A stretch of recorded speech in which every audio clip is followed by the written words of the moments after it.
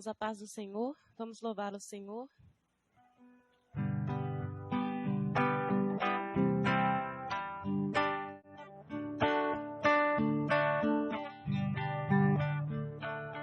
O teu pecado tu queres deixar, o sangue a poder, sim a poder. Queres do mal a vitória ganhar, seu sangue tem esse poder, a poder, sim, força e vigor neste sangue de Jesus. A poder, sim, no bom Salvador, ó, confia no Cristo da cruz. Queres os vícios abandonar, o sangue a poder, sim, a poder. Confia em Cristo para te curar, seu sangue tem este poder. A poder, sim, força e vigor neste sangue de Jesus.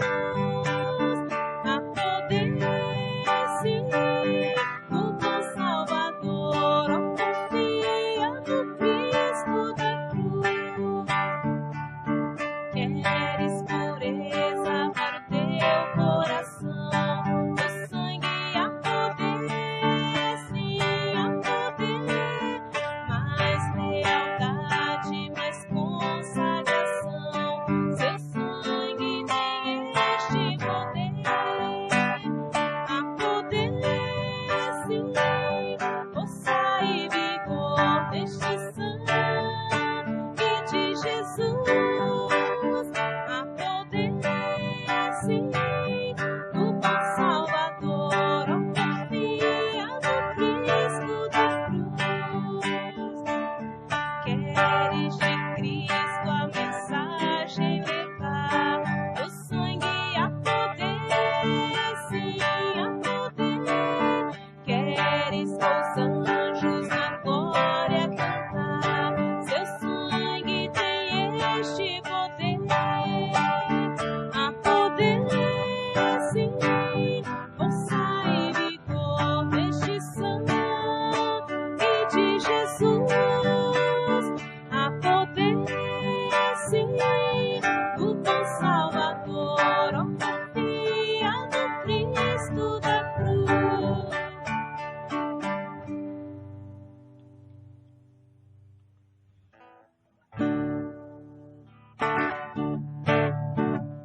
Deus dos antigos,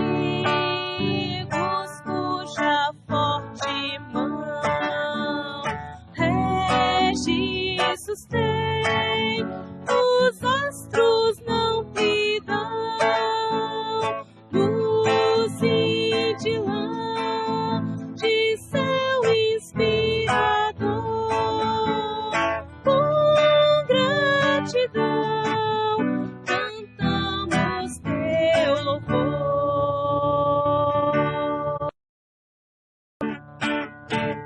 Já no passado foste nossa luz, hoje és farol que a vida nos conduz. Sê nosso esteio, guia e proteção, tua palavra é leite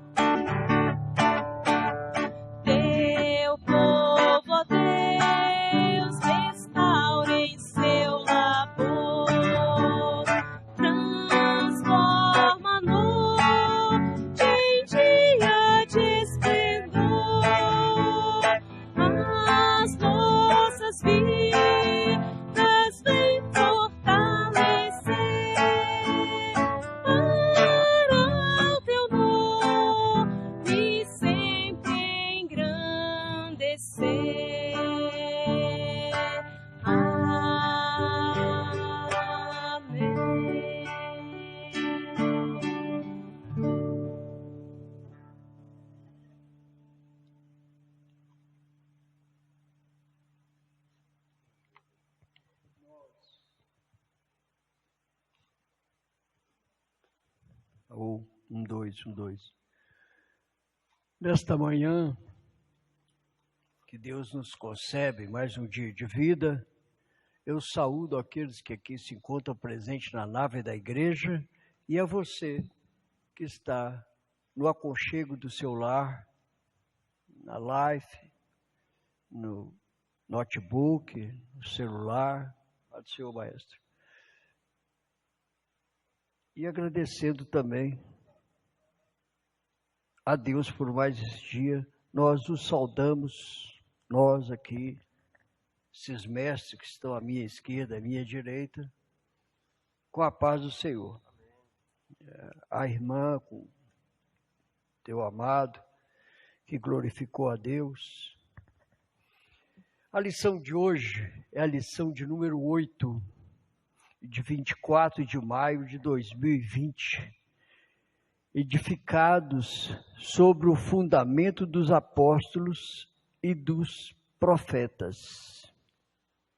O texto áureo, abre aspas, edificados sobre o fundamento dos apóstolos e dos profetas, de que Jesus Cristo é a principal pedra da esquina.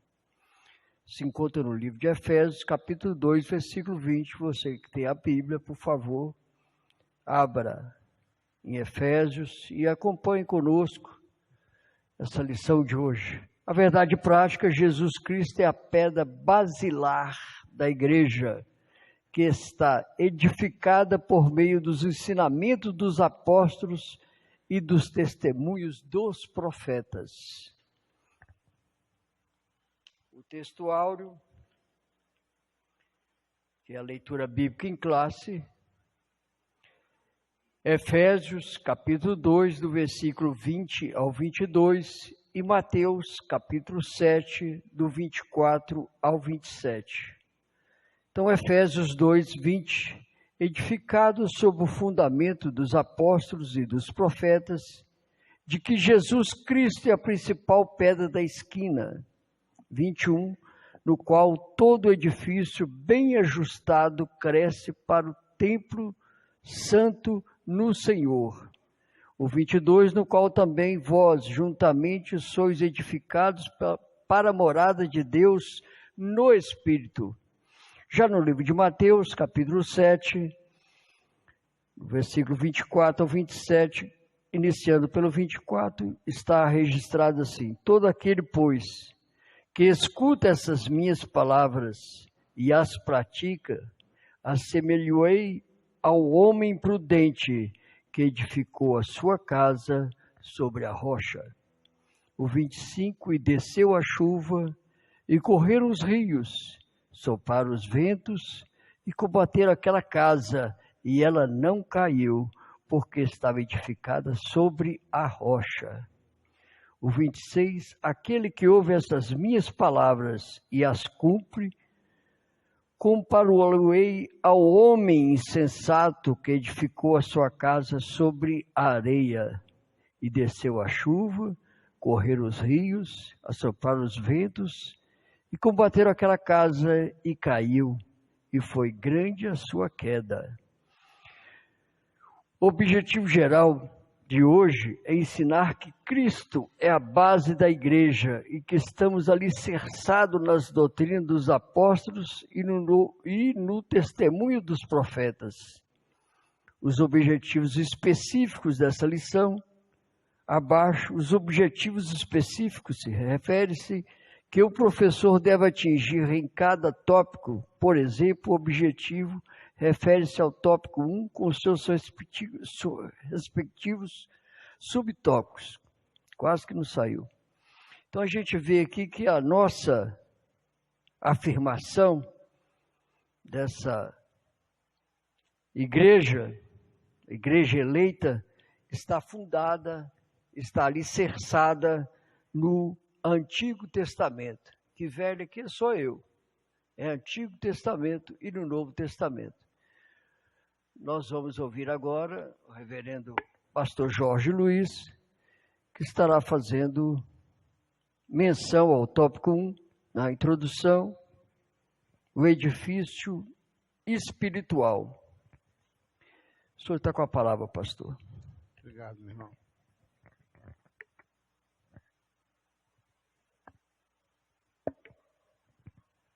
Amém. Os queridos, a paz do Senhor, bom dia a todos. Bom estar com os irmãos aqui nessa manhã de domingo para estudarmos mais uma lição. Lição essa que o pastor Scofield já deu a introdução. Queria fazer algumas observações e, além da introdução, o pastor Scofield, eu queria falar mais alguma coisa, porque penso eu que eu falando aquilo que eu tenho no coração, eu falo e já deixo para os demais, porque eu nunca vi passar tão depressa assim. Se eu estou enxergando bem, são 9h15 ali, 9h14. Daqui a pouco, dá 10 para as 10, nós já temos que estar pensando em encerrar. Então, vamos lá. Primeiro, um edifício espiritual. Número 1, santuário judeu. O comentarista ele aborda dizendo o seguinte, que o templo de Jerusalém era exclusividade dos judeus. A gente viu isso na última lição. E o fato dos estrangeiros ou os gentios não poderem ter acesso ao templo causava inimizade entre os judeus e entre os gentios. É exatamente nessa situação que Jesus Cristo entra na história para mudar a história da humanidade, a história do homem, a história de todos nós. Jesus Cristo reconciliou os dois povos, formando assim a igreja. Gostei muito disso. Aquilo que era exclusividade dos judeus, a concepção deles, e Jesus Cristo veio abrir e igualar, deixando assim claro que a exclusividade não era apenas do chamado povo de Deus, naquela época eram os judeus, criando assim a igreja do Senhor Jesus. O tópico 2, número 2, dentro do tópico 1, santuário cristão. Ele cita 3 textos aqui, 1 Reis 8:27, Atos 7:48, Atos 17:24. Esses textos deixam claro.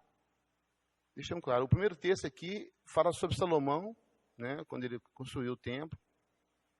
E Salomão expressa dizendo que aquele templo, por mais lindo, extraordinário que fosse, ele não teria a menor condição de conter a pessoa de Deus. E os textos que eu citei, eles nos dizem claramente que Deus não habita em templos feitos por mão de homens. A ideia central aqui, que eu entendo, meus queridos, que Jesus Cristo habita nós pelo seu Espírito Santo, desde que você aceite a Jesus como Salvador. A pessoa que tem Jesus, que entende, que compreende a obra que Jesus Cristo fez na cruz do Calvário, esse sim faz parte e tem condição e recebe a bênção de ser templo do Espírito Santo. No material que eu li, eu achei interessante, a pessoa, o comentarista que eu li, eu li a revista, estudei a revista e mais alguns materiais, ele usou a expressão, nós somos morada ambulante do Altíssimo. É uma expressão dele, né, mas eu acho válida. Ou seja, ambulante no sentido de que nós nos locomovemos, nos movemos, e aonde quer que nós estejamos, nós somos morada do Altíssimo. Prosseguindo. Número 3, ainda do primeiro item. A pedra angular, isso aqui é tremendo. A pedra angular é exatamente a pedra que dava sustentabilidade, era a pedra diferenciada. Era uma pedra enorme. Isso nas construções antigas, irmãos. Isso, hoje, tem irmãos aqui que entendem construção. O irmão cooperador Leonardo é profissional do ramo, sabe o que eu estou dizendo.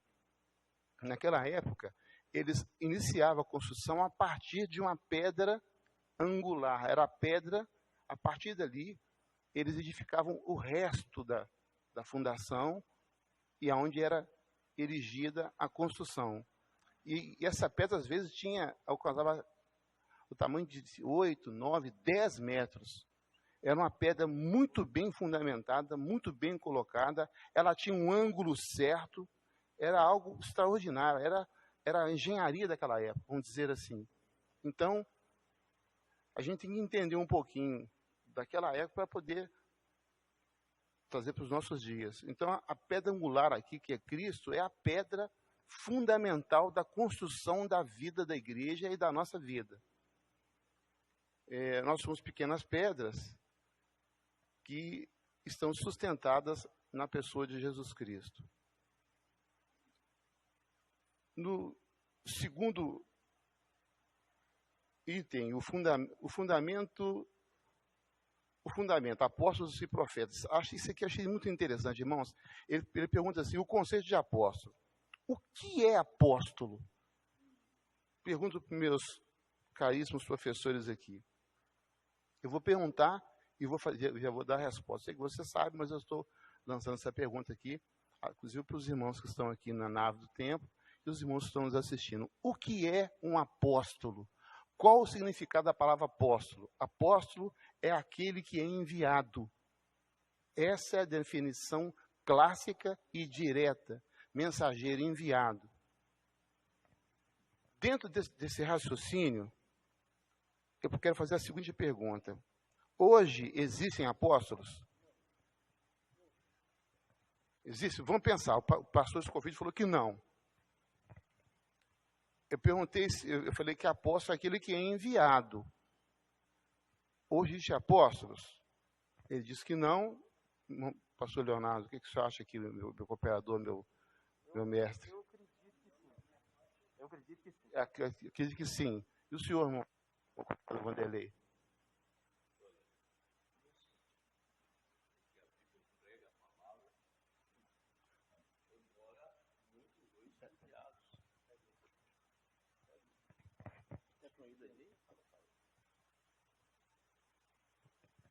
Amém. No sentido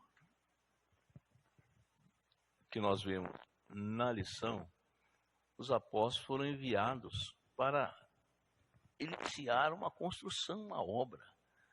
Então, hoje o termo apóstolo seria forçar um pouco. Seria nós nos colocamos na posição de construção. O edifício já foi construído, a igreja já foi edificada. Então eu creio que hoje não teria apóstolos como na época em que foi escrito o livro. Obrigado. Acho que foi rica aqui a pergunta e as respostas. O cooperador Leonardo disse que sim, ele acredita que ainda tem. O pastor Scofield foi enfático falar que não, e o irmão Vanderlei, o cooperador Vanderlei, deu uma explicação bem ampla e que mais profunda, que eu creio que o caminho é esse mesmo. No sentido, irmão, clássico da palavra, os apóstolos foram 12, não foram? Mas o apóstolo Paulo, que se denominou como abortivo, ou seja, que ele chegou fora de época, ainda que muitos teólogos entendam que ele foi o maior deles. Maior no sentido assim, né, que ele era melhor como pessoa, mas que aquilo que ele desenvolveu, a obra que Deus conferiu a ele, a sua capacidade, o trabalho dele, o desenvolvimento, é difícil a gente mensurar quem é maior, quem é melhor. Mas alguns falam assim, entendem que o trabalho que Paulo fez foi assim inigualável. Eu entendo que realmente isso aí tem uma certa lógica. Mas vejam bem, no sentido de que apóstolo é aquele que é enviado, isso ainda hoje, eu estou com o irmão Leonardo, que isso hoje ainda acontece. Mas o problema que a gente vê, e eu acho que aqui é um fórum para debatermos isso, um momento muito importante, é que essa palavra hoje, algumas convenções, eles utilizam isso de uma forma estranha. Me permitam falar aqui uma crítica construtiva, eu creio que eu tenho autoridade e vida com Deus e tempo e caminhado para falar dessa forma. A nossa igreja, a Assembleia de Deus,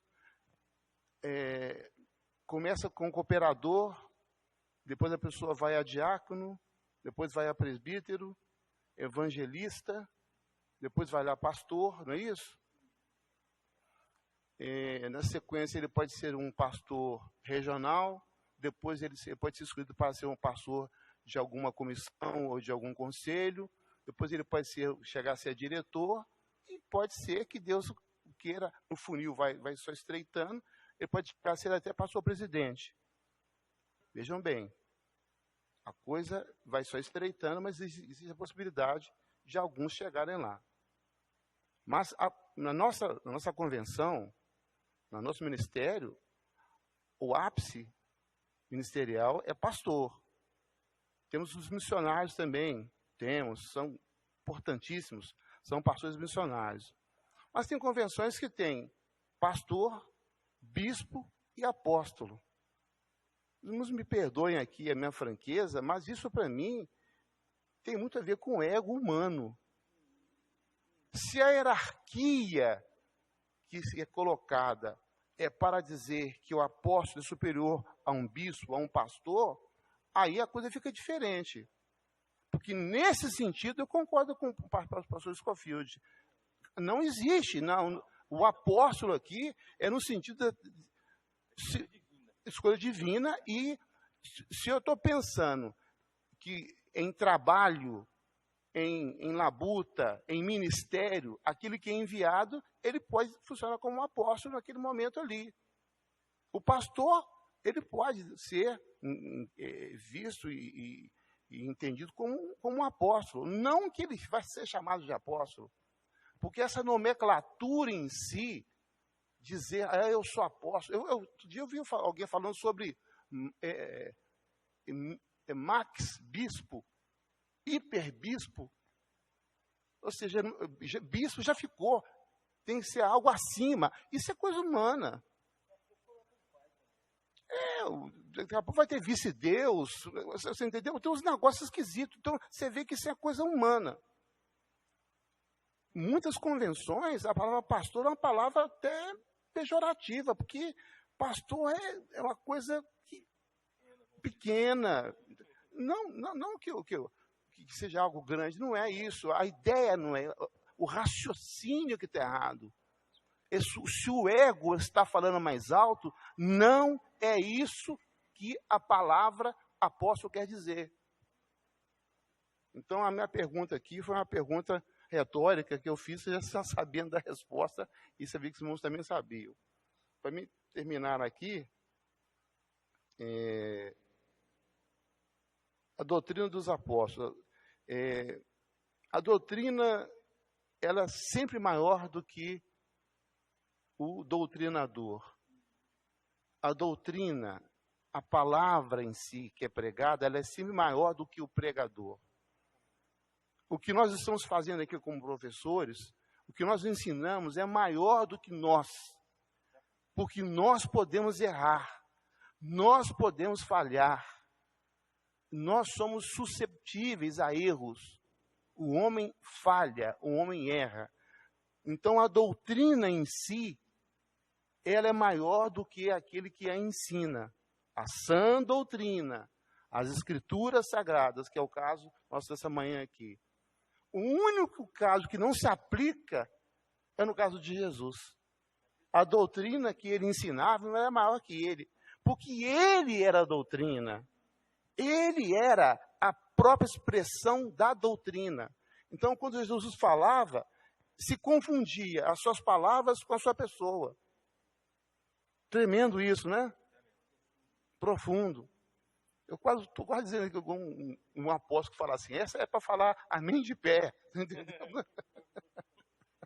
Para glorificar de pé. Glorifica de pé, igreja. Não é o nosso caso aqui, não é apenas uma simples descontração aqui. Ele é doutrina, Jesus é doutrina, ele é um ensino. Ele é o caminho, ele é a verdade, ele é a vida. Obrigado, meu superintendente, meu pastor, e devolvo para o senhor a palavra. Deus abençoe. Eu solicito ao maestro Vanderlei que nos traga o seu ponto de vista sobre essa lição de hoje. Amém. Mais uma vez a paz do Senhor a todos. E edificado para a morada concluindo, de Deus. Continuando o raciocínio, os apóstolos, Jesus e os apóstolos colocaram o fundamento. E sobre este fundamento nós somos edificados. Porque assim como Jesus é comparado com uma pedra principal de um edifício, nós somos parte desse edifício. E nós vamos sendo edificados sobre esta pedra. É um mistério isto. E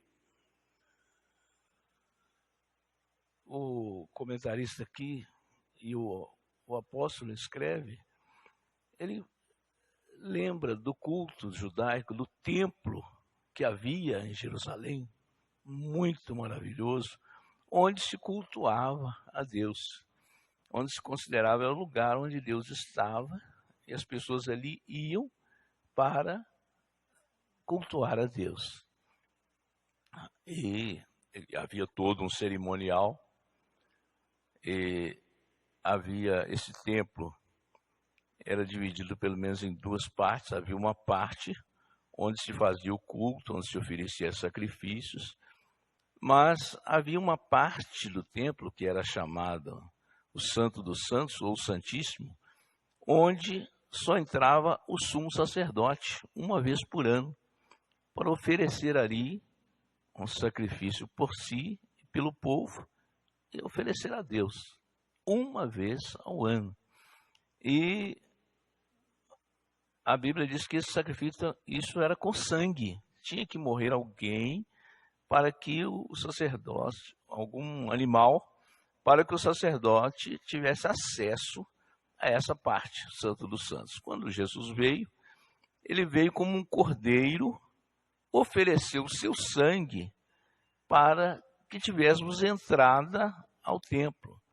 E agora, o templo não é mais aquele físico, que já acabou, e se tornou parte da antiga aliança, onde nós temos o Novo Testamento e o Antigo Testamento.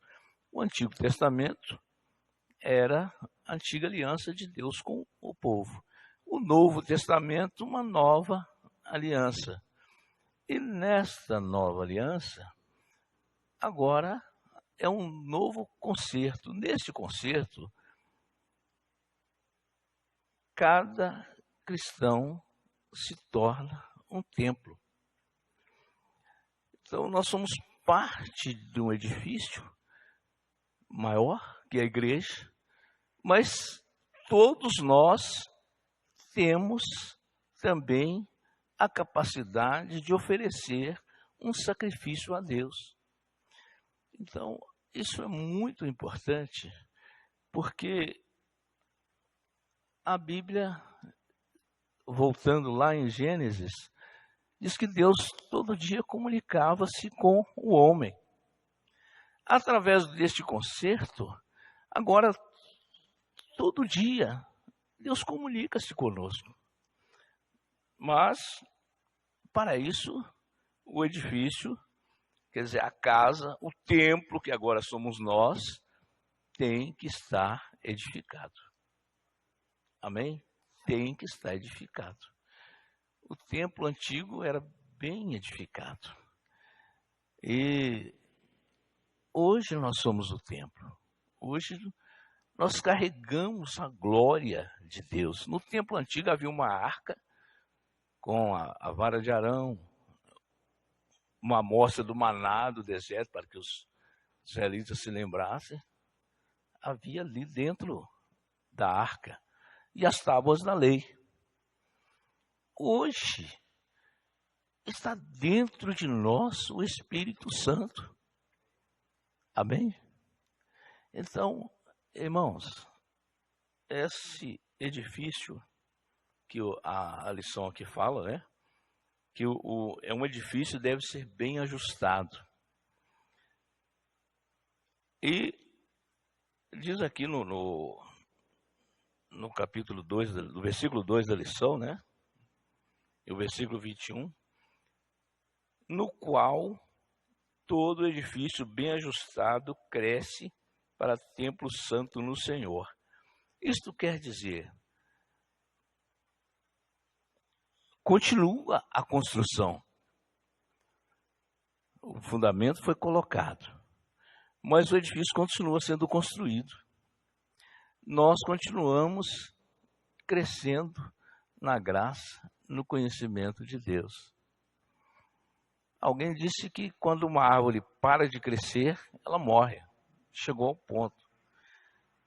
Isto para nós significa que como cristãos, como edifício, nós temos que estar sempre em construção. É como aquela casa que alguém constrói e de vez em quando chama o pedreiro para dar uma ajustada. E a casa está sempre bonita e cada vez melhor. Agora, se a pessoa constrói a casa e abandona, ou não mora nela, ou não ela vai acabar. Ela vai ser destruída pela própria ação do tempo. E nós, como edifícios, diz aqui, devemos estar bem ajustados, crescendo na presença do nosso Deus. Bom, então, deixa eu fazer só mais uma comparação aqui. Irmãos, eu estava meditando nessa palavra. O crente como edifício, edificado, e como ele é morada do Espírito, agora ele não pode, e para que seja realmente morada, é algo fantástico, é algo que não se pode comparar, né, com as coisas deste mundo. Mas me permitam as irmãs que estão esperando criança aí, comparar com uma mulher que carrega dentro de si um novo ser. Se ela corria muito, ela já não corre. Se ela se irava à toa, ela já não se ira mais. Ela se cerca de todo um cuidado para que aquela criança que está dentro do ventre fique bem. E nós que carregamos conosco Jesus Cristo, a Bíblia diz que a expressão, a palavra Emmanuel, significa Deus conosco, é Jesus dentro de nós. Então, segundo os cientistas, né, quando a mulher tem uma emoção forte, alguma coisa, a criança sente lá no ventre. Quando nós temos uma certa reação, Deus que está dentro de nós sente também. Então, é um mistério muito grande, mas o nosso precisa mudar. Nós devemos ser aquela pessoa que está realmente carregando conosco o príncipe, Jesus Cristo, nosso Senhor. Amém. Professor, por gentileza, Amém. mestre. Cumprimentos, irmãos, com a paz do Senhor. Confesso para os irmãos que o coração acelerou, porque é muito profundo esse tema, né? Essa linguagem figurativa, né? Porque a Bíblia Sagrada, o apóstolo usa uma linguagem figurativa para falar sobre o Senhor Jesus, né? E nós, aqui com os exemplos que o pastor, mas os irmãos deram, abre muito a nossa mente, para aquilo que a Bíblia nos expressa. Porque quando se fala de fundação, a fundação, ela tem vários objetivos, né? A fundação de um prédio, ele tem vários objetivos. Ele suporta todo o peso, ele serve para delimitar a área a ser construída, né? Então, ele é o marcador daquilo que vai ser construído.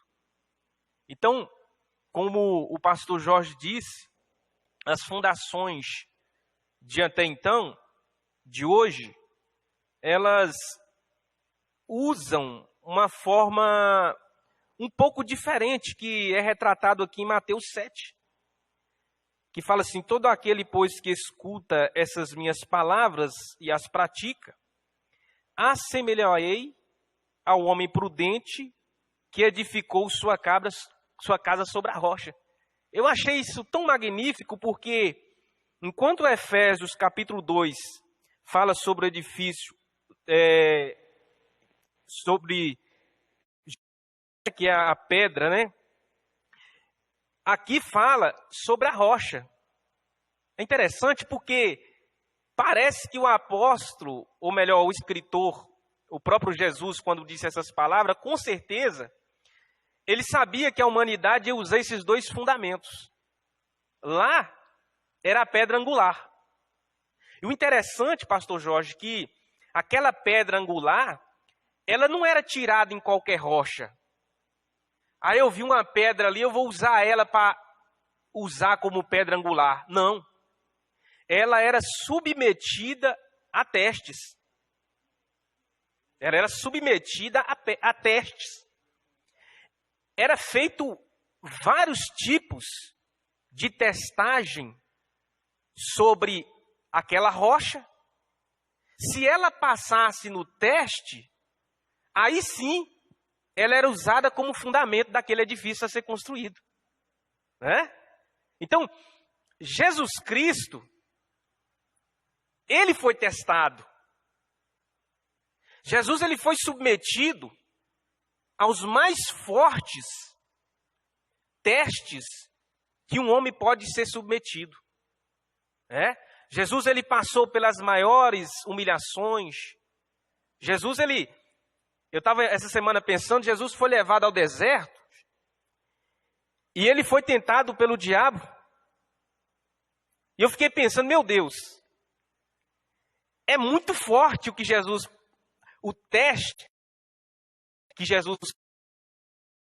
E por final, a cruz. Então, além disso que Jesus passou, ele, como nós já dissemos aqui nas lições passadas, ele era perfeito. Porque nós somos tentados pela nossa consciência. Jesus não. Jesus, ele nunca tinha cometido pecado, ele não sabia o que era o pecado. Ele era perfeito. Então ele estava preparado para ser a pedra angular. Ele tinha estrutura para receber esse edifício que é a igreja. Então, quando eles usam, aqui fala aqui da construção sobre a rocha, hoje é usado esse método. As construções hoje elas são construídas assim. Quando você passa no centro da cidade e vê aquele prédio de 20 andares, 30 andares, o que é feito no solo ali, Sérgio? Antes da construção, é feita uma sondagem. É aplicado ali um aparelho e ele vai alcançar profundo do solo até chegar na estrutura mais forte da rocha. Aí então é determinada a fundura dos tubulões até alcançar aquele ponto firme. E aí então é construído a base do prédio. Interessante, né? Que Jesus, quando ele fala aqui que aquele que constrói sobre uma rocha. E as construções são assim. As construções de grande porte. Porque senão, se você construir sobre a areia, o que vai ocorrer? O peso da construção vai fazer com que a areia ela vai se compactando. E aí aparecem as trincas, Sérgio. E aí o edifício vai para o chão. Ele vai cair. Então é muito profunda essa lição. Porque Jesus Cristo, ele é essa estrutura. Ele disse para Pedro assim: Pedro, tu és Pedro, e sobre esta rocha, que é Jesus Cristo, eu edificarei a minha igreja e o quê? E as portas do inferno não prevalecerão contra ela. É tremendo, né? Ou seja, para que as portas do inferno não prevaleçam, Jesus Cristo tem que estar como fundamento. Por quê? Porque se Jesus Cristo não for um fundamento, Ostramiro, cai por terra. Ela só prevalece quando Jesus Cristo está como fundamento. O apóstolo Paulo, escrevendo aos Coríntios, ele chega a dizer assim, em 1 Coríntios, ele fala assim, ó, quando alguém for construir sobre esse fundamento, olhe como está construindo. Interessante, né? Por quê? Porque a construção tem que ter alguns cuidados. Existem ferramentas para aferir uma construção, né? Existe o esquadro, existe o nível, o pedreiro usa, né? A linha, a régua. São ferramentas aferidoras que o pedreiro usa para aferir uma construção. E a construção que somos nós, a obra de Deus, qual é a ferramenta que é usada para aferi-la? É a palavra. Né, pastor Jorge? A palavra é a ferramenta que serve para aferir esse edifício. Porque se você vai construir e os tijolos estão saindo para fora da fundação, essa construção, ela vai ser... Vanderlei. Ela não serve. O mestre de obra chega e fala assim, aquele tijolo ali está fora. Aquele quarto ali, né, irmão Júnior, está fora do esquadro. E como que ele sabe? É usando as ferramentas adequadas. Pastor Jorge aqui falou sobre o apóstolo. Lá em Efésios está escrito assim, ó, que Deus deu uns para apóstolos, profetas, não é isso? Evangelistas, pastores, doutores e mestres. Para quê? São os aferidores dessa obra. Ele fala assim, ó, para que vocês chegais a ser templos, não é isso? Para que vocês cheguem até a medida da estatura de varão perfeito, ou seja, seja ser parecidos com Jesus Cristo. Então Deus chama o ministério, usando a palavra, para aferir essa construção. O pastor está aqui e ele vai aferindo. A palavra, quando ele está pregando, a palavra está aferindo. Aí nós, como templos, o que nós fazemos? Hoje nós deixamos de mentir, nós deixamos de prostituir, nós deixamos de roubar, nós deixamos da inveja. Ou seja, o Espírito de Deus, através desta obra magnífica, ele vai nos construindo, nós vamos crescendo. Para quê? Para a morada de Deus, através do Espírito Santo. Você não mora, a pessoa quando ela tem condição, casa sem rebocar. Mora? Não. Sem piso, né? Quando ela tem condição, ela não mora. Ela espera o término da obra, ou seja, está prontinha. Aí ela vem e habita ali. Então, essa é a visão que a Bíblia Sagrada passa para nós. Tem vários pontos dentro desse contexto, mas o tempo não dá para nós comentarmos mais. Mas eu quero deixar esse breve comentário para os irmãos, é só para causar uma curiosidade, né, pastor Jorge? Porque para que os irmãos venham estudar mais sobre o tema, né? Então eu quero agradecer aqui por essa oportunidade, aos pastores, aos irmãos, e que Deus continue abençoando os irmãos e que nós prossigamos em dar lugar ao Espírito de Deus para nos edificar dessa maneira, até que cheguemos aquela casa bonitinha, né? Aquele templo que o Senhor tenha livre acesso para agir em nossas vidas. Que Deus abençoe os irmãos do Senhor Jesus. Amém. Vou pegar aqui um gancho no que o professor falou. Quando a rocha, no tempo passado, era testada para ver se ela servia como pedra angular, ela passava por vários testes físicos. O primeiro teste era colocado fogo. Ela passava por um período de chamas, fogo. Para quê? Para que houvesse dilatação nas células que compunham aquela pedra.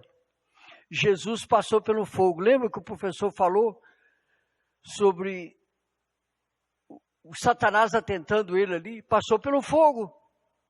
E ele sempre dizia, está escrito. Ele sempre se referia à palavra. Bom, depois que ela sofria o aquecimento de chamas, era jogado água fria para ver se ela trincava. Se ela trincasse, ela não servia para pedra angular. Depois dessa água fria, era batido com marretas. Várias pessoas batendo. Olha a caminhada de Jesus até a crucificação. Atentado, depois sofreu perseguições, injúrias, você fala o nome do Beelzebul, e esse tipo de coisa. Quando ele leu aquela passagem de Isaías, hoje cumpriu-se as Escrituras, tinha ali uma cadeira que era separada para quando o Messias chegasse, ele sentasse. Ele senta naquela cadeira e faz, hoje cumpriu-se as Escrituras. Levaram ele para julgar embaixo do penhasco. Olha a água aí, passando pelo teste. E depois vem as marretadas, ele foi chibatado. Eu até falei com o pastor, agora recente, a gente esteve junto, eu comentei com ele, domingo passado eu falei que de 6 às 15, ou de 6 às 13, que houve um período de pressa para que houvesse a consumação. Jesus passa por esse sacrifício de apanhar, de ser humilhado, carrega nos ombros a cruz até meio-dia, 12 horas ele é crucificado. E ele fica na cruz até às 15, às 3 horas da tarde. Então, a pressa para se confirmar a salvação era muito importante. Vou tomar um pouco mais de tempo aqui. John Stamp, editor-geral da Bíblia e Estudo Pentecostal, assegura que eles tinham autoridade ímpar na igreja no tocante à revelação divina. Quem são esses ímpares? São os sacerdotes. São aqueles discípulos que falavam sobre isso. Ímpar, pessoal.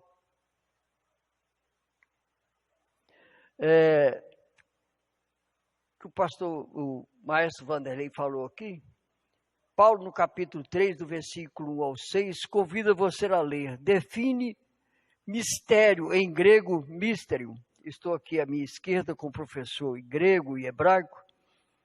Se sair alguma heresia aí, pastor, só me dá um chute aqui embaixo. Tem um sentido diferente daquele entendido na língua portuguesa, nos dois idiomas. Não tem o mesmo sentido em português, que quer dizer algo obscuro, oculto, secreto, enigmático, inexplicável ou talvez incompreensível. No grego quer dizer um segredo que já foi revelado aos discípulos, revelando aqui no Novo Testamento. John Scott revela que o cristianismo não existe mistérios exóticos revelados, mas uma elite espiritual, ou ao contrário, são verdades espirituais que, embora estejam além da compreensão humana, foram revelados por Deus e pertencem abertamente a toda a igreja. Então, esse que se diz aí, acima do conhecimento da lei, a gente vê que mistério não é tanto isso. Paulo chama mistério em segredo, antes escondido, agora desvendado. sendo Cristo é a fonte, a substância do mistério. Paulo descobriu por revelação e não por pesquisas, nem informações de homens, mas por revelação divina. Eu quero trazer também aqui para o conhecimento, não querendo ser usurpador da hora, mais alguma coisa aqui. Paulo usa 3 figuras para ilustrar a unidade de crentes judeus e gentios na igreja. Então vamos lá. Depois do dilúvio, criou-se uma nova geração. Da geração de Noé foram chamados seus filhos de Sem, Cã e Jafé. Descendentes de Cã é salvo. Ministério da Fazenda, Etiópia, está lá em Atos 9. Um descendente de Sam é salvo no caminho de Damasco, este Saulo de Tarso. Então, Paulo era descendente de Sem. Descendente de Jafé, o salvo Cornélio. Ou seja, o pecado dividiu a humanidade, mas Cristo faz dela uma nova geração. Quer dizer, a pedra angular fez dessa geração única a igreja, como está nas Sagradas Escrituras. Deus não habita em templos feitos por mãos de homem. Ele habita em nós, como o reverendo pastor Jorge colocou aqui. Somos ambulantes. Aonde a gente vai, você seguindo as Sagradas Escrituras, baseado na rocha, que é a pedra angular, que é Cristo. Quando Deus fala com Noé, Noé, bate na rocha. Jesus foi ferido uma vez só. E ela vai dar água. Isso acontece com nós, seres humanos. Tem hora que a gente perde a noção da coisa e apela. Foi o que aconteceu com Moisés, perdão. Eu falei Noé. Força de expressão. Ele bate na rocha pela segunda vez. E não era para falar. Hoje em dia nós falamos com Cristo e recebemos as bênçãos. Para finalizarmos, vamos absorver um pouco mais de conhecimento da parte do pastor Jorge, que está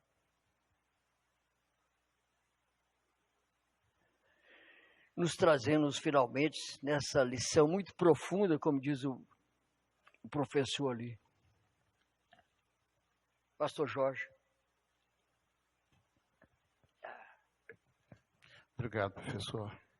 Apenas para poder fechar aqui, rematar, no tópico, já bem no final da lição, o comentarista fala sobre templo santo no Senhor. A ideia aqui, irmãos, quando fala templo santo no Senhor, é de exclusividade. Eu achei isso interessante, de exclusividade. No tabernáculo, o irmão, nas palavras do irmão Scofield aqui, do pastor Scofield, do maestro ali, ele falou sobre o templo, as divisões do templo. O templo,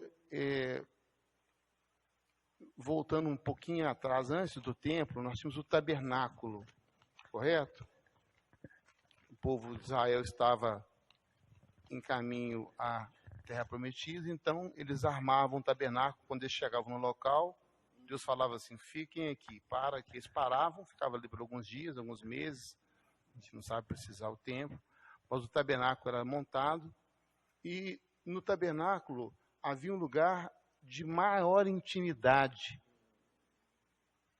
Lugar de intimidade. Pergunta aos irmãos, se eu levo na minha casa para tomar um café caprichado lá hoje, amém, igreja? Irmão Leonardo, o cooperador, pastor Scofield, irmão do maestro Vanderlei, tomar um café mineiro, caprichado. Eu vou levar os irmãos para a minha cozinha. Minha cozinha, eu podia levar para a sala, eu podia levar para a copa, mas eu vou levar os irmãos para a minha cozinha. É um dos lugares de intimidade no meu lar. Aconchego. Você só leva para a sua casa quem entra na sua cozinha, quem é da sua intimidade. Apenas aqui uma figura de linguagem. No tabernáculo tinha um lugar de maior intimidade, aonde somente o sumo sacerdote entrava, uma vez por ano. E esse lugar já era chamado de lugar santo dos santos. Essa aqui, quando o tópico nos traz aqui a ideia de templo do Senhor, o comentarista nos traz aqui a ideia de exclusividade, ou seja, você, meu irmão, é exclusividade de Deus. Você é propriedade do Senhor. E Ele zela pela sua propriedade. E nós temos hoje, pelo sangue de Jesus, a oportunidade de estar no Santo dos Santos, pela nossa oração, pela nossa conduta como servo de Deus. O nosso irmão já deu o sinal de que faltam 4 minutos, agora faltam 3. Então não está com o Senhor para o senhor encerrar. Muito obrigado. Eu agradeço, né, pela sua atenção no aconchego do seu lar. Vou usar uma frase que está muito comum nos televisores hoje: fique em sua casa, mas nós estaremos hoje à noite aqui nesse templo, feito por mão de homens, na companhia de Jesus, que onde houver 2 ou mais pessoas, Ele se faz presente. Se você quiser estar no nosso aconchego aqui, está dada a oportunidade para estar aqui à noite, para a gente conversar. E o pastor Jorge estará nos abençoando com a bênção apostólica. Deus, muito obrigado, Senhor, por esse momento que nós tivemos de estudo. Nos dê a tua graça, nos despeça em paz. Com o amor de Deus, a paz de Jesus Cristo, e as consolações do Espírito Santo seja com toda a igreja, não só hoje, mas para todos sempre. Amém.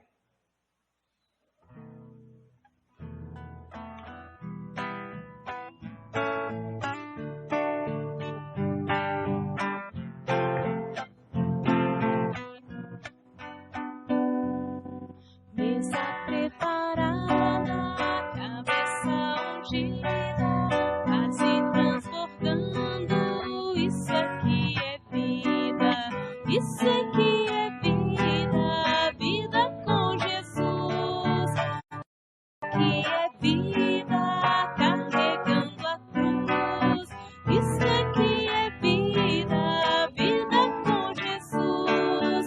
Isso aqui é vida, carregando a cruz. Jesus Cristo salva, cura e batiza com o Espírito Santo. Isso aqui é vida, isso aqui é vida, vida com Jesus. Isso aqui é vida, carregando a cruz. Isso